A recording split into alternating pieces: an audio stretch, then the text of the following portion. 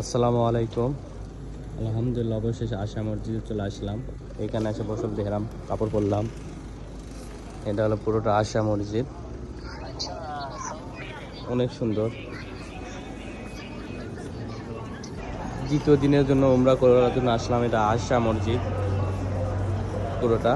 এখানে বসল টসল দিয়ে আজকে শুক্রবার, আজকে আবারও দ্বিতীয় উমরা। কাপড় পরলাম, উমরার কাপড় পরে এখন মক্কার দিকে রওনা দিব। আপনারা সবাই আমাদের জন্য দোয়া করবেন। পানি নাও,